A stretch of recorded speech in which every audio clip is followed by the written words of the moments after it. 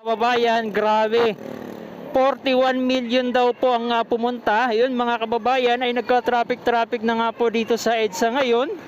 Dahil nga po 41 million na mga gustong i-impeach po si BP Inday Sara Duterte. At nagtipon-tipon na po mga kababayan yung 41 million. No, grabe. Sobrang dami oh. Ay halos magka-traffic na nga po dito sa White Plains at corner ng EDSA mga kababayan no. Grabe, hindi na po halos magkadaan yung mga sasakyan dahil nga po talagang siksika na dahil nga po sa 41 million mga kababayan. 41% daw ng mga Pilipino ay nandito na sa EDSA mga kababayan no. Ayan, nakikita nyo yan. Grabe, siksika na po mga kababayan. Nagsiksika na. Punong-puno po mga kababayan. Inuubo na tayo no. Siksikan. Halos hindi na po magkasya no mga kababayan. Hindi na magkasya na yung mga 41 million pala. Hindi pala tao mga kababayan, kundi 41 na mga langaw. 41 million na mga langaw ay nagtitipon-tipon dahil nga po halos hindi na po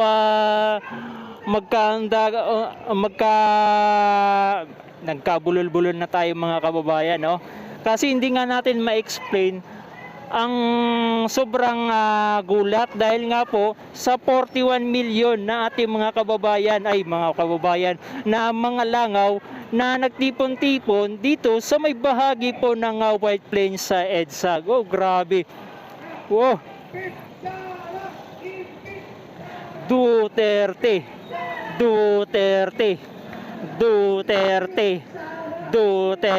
Ayun, nagsisigawan na sila ng Duterte mga kababayan no. Grabe, nagsisigawan na sila ng Duterte oh, ayan. Nagbaliktaran na po sila. So yan ba yung sinasabi nilang 41 million no?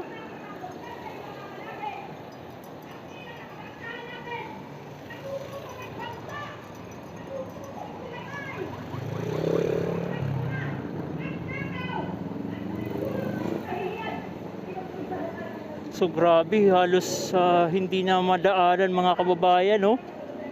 Hindi na mahulugan mga kababayan ng karayom sa sobrang dami oh. 41 million na grabe. Woo! Nakakagulat naman ito. Natalo pa yung dami ng mga nasa Quirino Grandstand.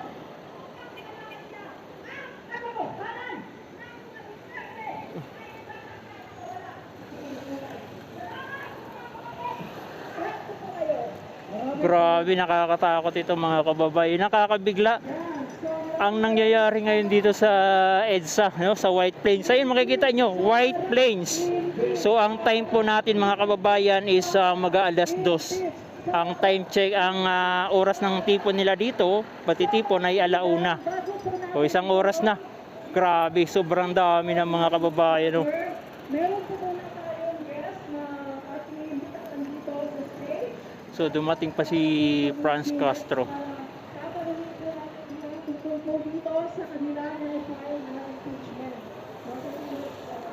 So ito yung LRT MRT 1. Tatanungin natin, ano na ba ang lagay ng impeachment complaint sa Kongreso? At ang makakasagot niyan, no less than yung mga nag-file ng impeachment.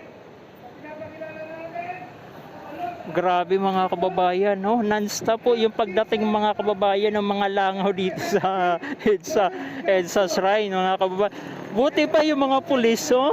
Mas marami pa yata mga kababayan yung mga pulis na dumating dito, pati yung mga traffic enforcer. Naragdagan lamang mga kababayan kasi may mga nagtitinda tayo mga kababayan dito. Kitang-kita nyo yan oh.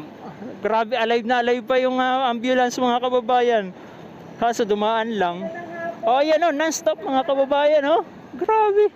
Non-stop yung langaw ngayon dito sa may EDSA. Yan yung sinasabi niyong 41 million. Ayan oh, grabe, hindi na po magkanda o gaga yung ating mga kababayan kung paano sila makapunta doon sa pinaka-center o sa may stage.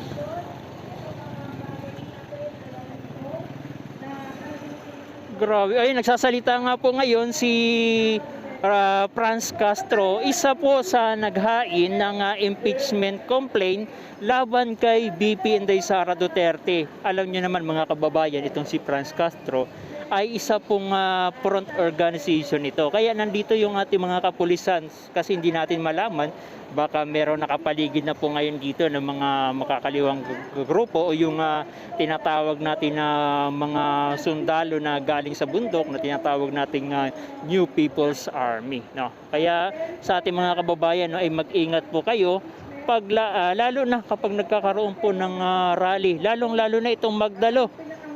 Hindi naman po lahat, no, ng Magdalo siguro mga kababayan ay ganyan. Parang si Trillanes lang po ata ang ganyan yung ugali.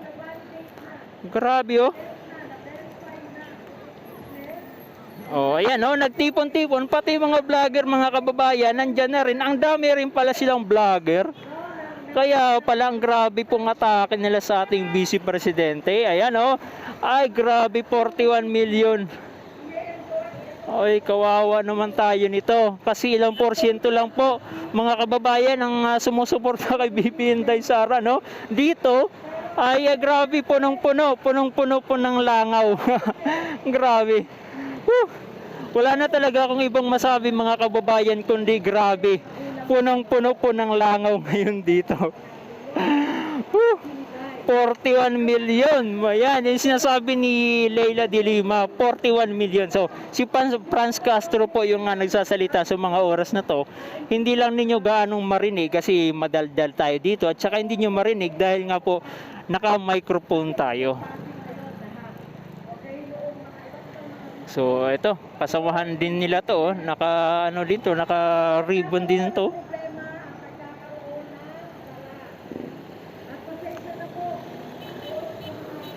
Ayan, oh, nakita nyo yan. Oh, ayan yung sinasabi nila, oh. Ay, ito ba yan? Iba ito. Sunta to eh. Iba ito mga kababayan, nung December pa ito. So, ayan, ganyan karami. Halos hindi po madaanan yung EDSA Shrine, no? Mga kababayan. Sa sobrang dami ng mga tao ngayon dito.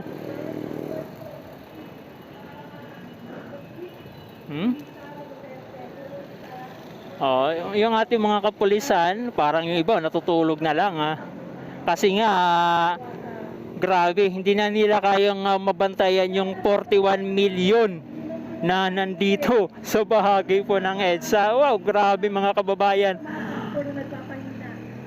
Oh, ayan, oh. Alas 2 oras? Alas 2:03, no? Sa ating cellphone, at ito ang kuha natin, no, mga kababayan. Grabe, ay hindi po talaga, no, hindi talaga natin malaman kung paano tayo makakapupasok dyan mga kababayan. 41 million na langaw dumating. Ayan, no, 41 million mga kababayan na langaw. Wow! Sino mag-aakala na ganito po karami? Ha? So wala na tayong masasabi. Akala ba naman namin mga kababayan ay mahihigitan nyo yung dami ng mga pupunta o nakapunta doon sa bahagi po ng Quirino Grandstand. Bakit ito mga kababayan, no? Bakit ito ay ganito lamang? Huh? Grabe. Ang lakas po ng hiyawan, ang lakas ng ingay ngayon dito sa may Oops. Itaas muna natin yung ating sasakyang Mercedes bike mga kababayan. Ay grabe, oh. Woo. Sino mag-aakala na ganito pala, no?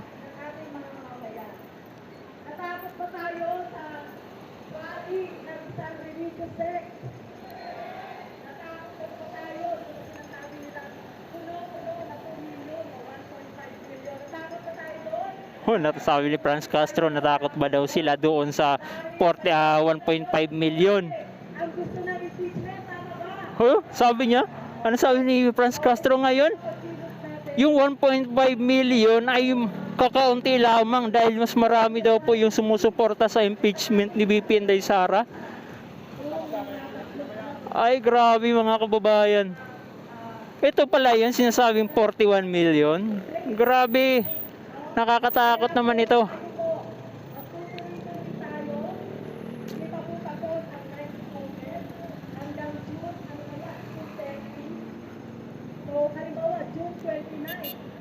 So, uuwi na nga lang tayo mga kababayan. Talagang di na po tayo makapunta sa stage at punong-puno na po ng 41 million na langaw itong EDSA Shrine.